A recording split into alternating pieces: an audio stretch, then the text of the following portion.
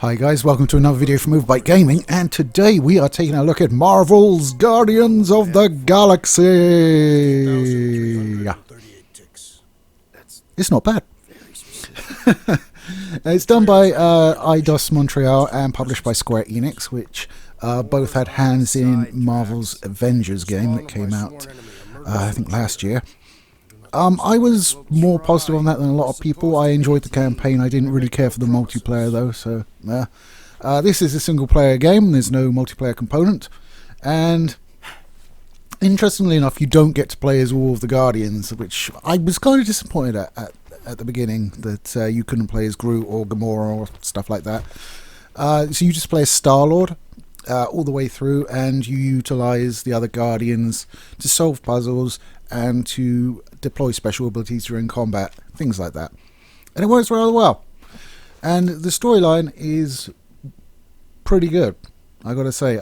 It's not the main sort of storyline isn't anything groundbreaking. It's kind of like, oh, there's this new sort of fanaticism going around the universe and it's taking everything over and blah blah blah. We've heard this before. But the way it's written and the interaction between the Guardians themselves is what makes it really good. There's a lot of funny moments. They really do come across as the characters that you've come to know. In fact, I kind of like them a little bit better than the movie versions, if I'm honest. I don't know. I'm not exactly sure why. They certainly don't look exactly like the movie versions. Groot and Rocket look pretty similar. But Drax, Gamora and Star-Lord do look very different.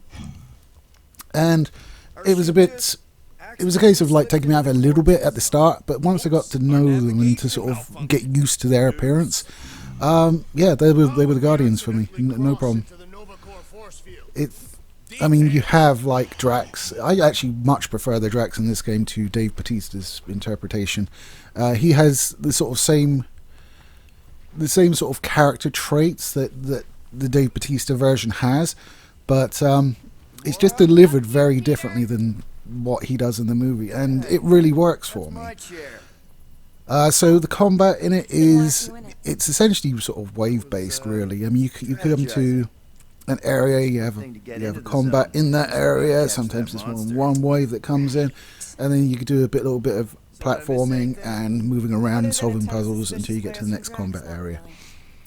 The combat for me is probably the weakest part of the game, if I'm entirely honest. I much preferred the sort of character and story-based moments. I mean, I do play games for the story rather than just, for the gameplay. Obviously, good gameplay enhances my enjoyment of a good story, but yeah, I would say the combat is probably the weakest element. You do see a lot of repeat enemies. There's still a good variety, but once you know the type of enemy you're facing, you know exactly what turns up. And it can be quite busy as well. I find I had to lower the difficulty at one point because there was just so much going on. I couldn't get out of the way of everything. You have buffing bad guys that heal the regular ones, and they're behind a shield, and then you have shielded bad guys. Then you have ones that deploy mines that fly through the air, and it sort of puts out this wall of electricity that you need to avoid. And you'll try to dodge all this, but you can't see it all, so you quite often get hit from behind. So it can be quite annoying. The enemies are quite spongy in terms of the amount of damage that they can absorb. There is systems in the game to offset these advantages for the enemies, such as, you'll need to stagger some enemies to do additional damage, and Drax has a specific attack that will do stagger damage. Stuff like that. Gamora has a damaging attack. Rocket has area effect stuff. Groot has like control, that sort of thing. Star-Lord has abilities as well, which you can use, such as like hovering about and shooting things, or rocket punches, things like that. I tended to just forget he had those for a lot of the game though, because when you hold down, I think it's left bumper, it brings up the Guardian menu where you can select the Guardian you want and then the ability that you want them to use, and time slows down while you do that. And then you have the 4 there, and then off to the side there's a little sort of left stick prompt for Star-Lord, and I didn't even realise that was a thing for like a couple hours. It's just like not using his abilities. He doesn't do a lot of damage with his guns. The guns are interesting though, and they get different elemental effects applied to them, such as electricity or ice. So you can switch between them where appropriate for enemies.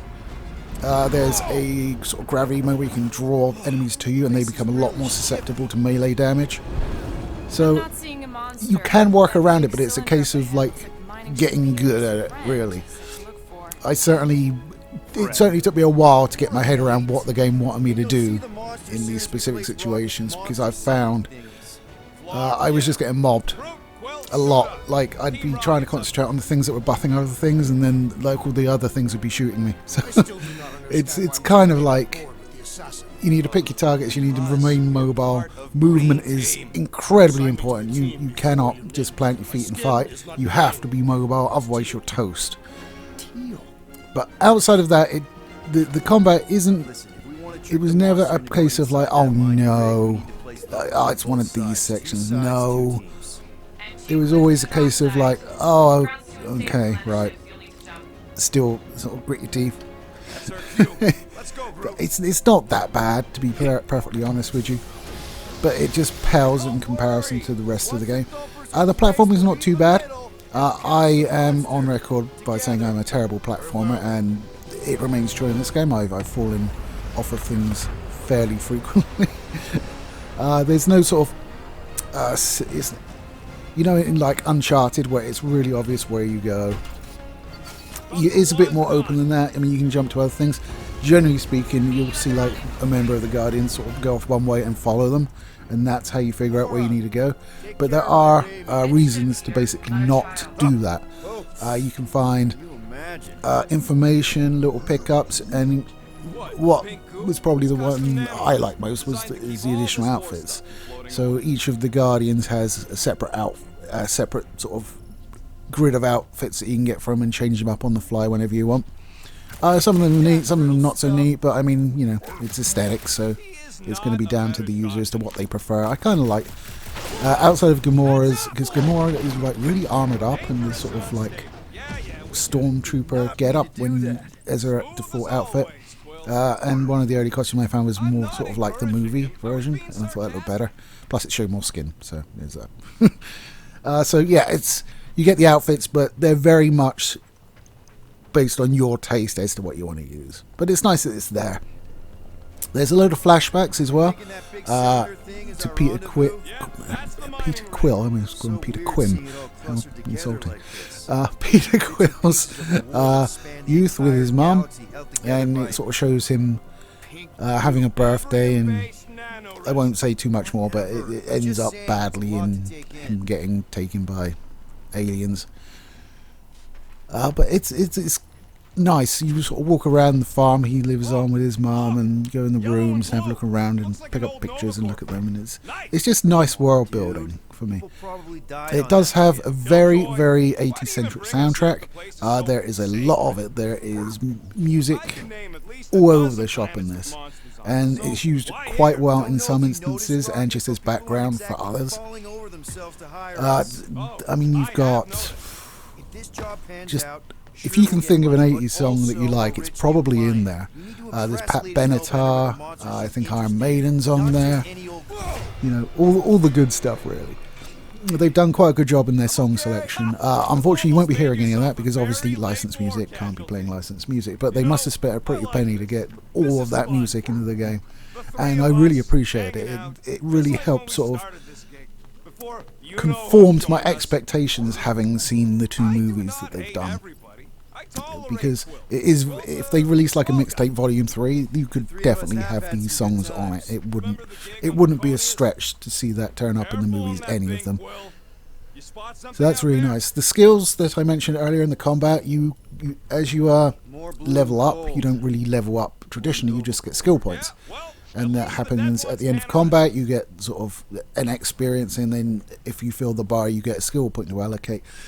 This is shared across all of the Guardians, so they don't all get a skill point when you level up. So you have to be quite circumspect in what you pick. They all have 4 abilities. The 4th one is an ultimate that unlocks, and you don't have to buy, but you have to purchase the other 3. The first one costing 1 skill point, the second one costing 2, and the third costing 3. So quite often you will have skill points in the bank, but because you're saving up, it's kind of like, stop reminding me. I know I've got skill points to use, but I've got nothing I want to spend on them just yet. I'd rather get this ability because it's more helpful than getting a lower ability for this other character. It does work. I would like to see, maybe have seen more stats sort of stuff as well, so like we can increase like base attack, because you always feel like you sort of float like a butterfly and sting like a butterfly. As I said, using your skills in conjunction with other skills and other guardian skills, and it works around that problem, but your base attack is quite weak. It's never a case of just being able to like shoot everything because you've got guns. You always have to like use the guns in conjunction with other things to whittle them down, and then they die, which takes it back to my bullet sponge complaint earlier, which is the case. And some of the bigger enemies are really bullet sponges, unless you're able to use an ability to bring them down, and then you'll do a lot more damage. So, as I said, learning it is part of the game, and you're going to have to do it, otherwise you will be killed a lot, which happened to me. But, I mean, there's a fridge in the Milano, the ship, the Guardian ship, which just, the door is constantly open, and I was just like closing the door every time I see it, because I thought this is going to lead to something, and it did. So I was like, that's cool, I like that. It's just a really well told tale. It's got a lot of fun character interactions. It's funny. This is probably my favourite version of the Guardians that have been put on media.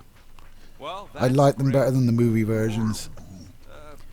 Quill is, I mean, like, Infinity War Quill kind of like pissed me off, because he was such a selfish dick and really should have had his head on straight, but didn't, and caused like half the universe to die, really.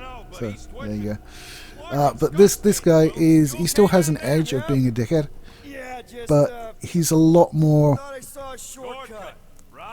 centered and good-natured, and he'll do the right thing even though he might make a sarcastic joke about doing it. And being a sarcastic asshole myself, I kind of identified with that.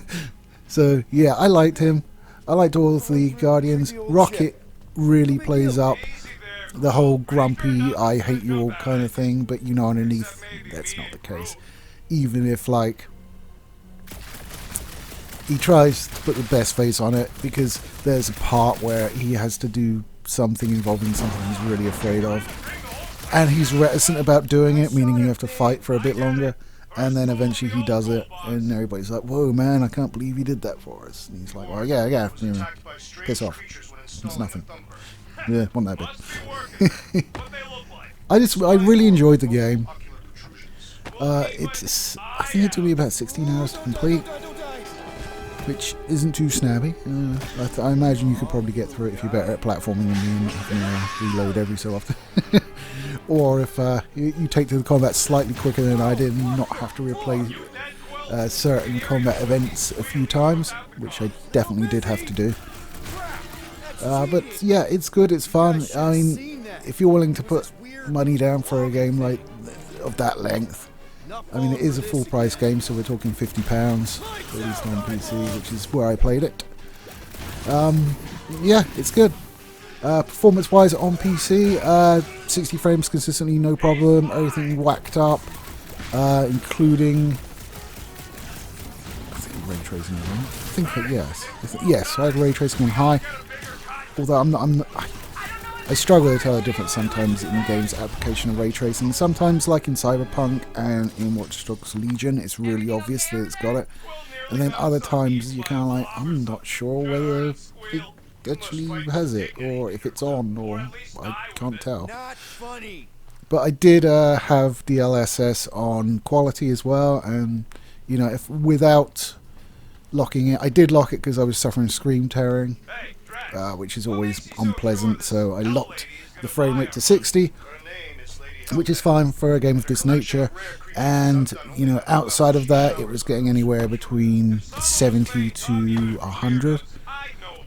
So it depended very much on what you were looking at on screen. Also, shout out to the Space Llama, he's hilarious. Anyway, guys, that's my review of Marvel's Guardians of the Galaxy. Let me know down below if you've picked it up and what you thought about it. Who's your favourite Guardian? There you go, there's one for you to answer. I would say in this game, my favourite Guardian was probably Drax.